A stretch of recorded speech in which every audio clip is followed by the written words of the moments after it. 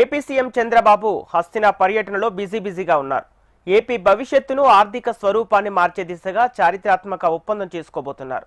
విశాఖ కేంద్రంగా 88,628 కోట్ల భారీ వ్యయంతో హై పవర్ స్కేల్ డేటా సెంటర్తో పాటు దేశంలోనే తొలి గూగుల్ ఏఐ హబ్ ఏర్పాటుకు రంగం సిద్ధమైంది. ఇందుకు సంబంధించిన అవగాహన ఒప్పందంపై ఇవాళ కేంద్ర ఐటీ మంత్రి అశ్విని వైష్ణవ్, ఆర్థిక మంత్రి Nirmala Sitharaman, CM Chandrababu, AP IT శాఖ మంత్రి నారా లోకేష్ సమక్షంలో గూగుల్ అనుబంధ సంస్థ రైడెన్ ప్రతినిధులు ఒప్పందంపై సంతకాలు చేయనున్నారు. దేశంలోకి వస్తున్న విదేశీ ప్రత్యక్ష పెట్టుబడుల్లో ఇది అతిపెద్దదిగా నిలవనుంది. ఈ భారీ ప్రాజెక్టు ద్వారా విశాఖ నగరం ఏఐ సిటీగా మారనుంది. గూగుల్ ఏఐ హబ్ ఏర్పాటులో టెక్నాలజీ, ఇన్నోవేషన్ రంగాల్లో విశాఖ గ్లోబల్ హబ్గా ఎదగనుంది. 2029 నాటికి విశాఖలో గూగుల్ డేటా సెంటర్ పూర్తి అవుతుందని సీఎం చంద్రబాబు ఆశాభావం వ్యక్తం చేశారు. గూగుల్ డేటా సెంటర్తో ఏపీ రాష్ట్రానికి మరిన్ని కంపెనీలు క్యూ కడతాయని సీఎం చంద్రబాబు చెబుతున్నారు.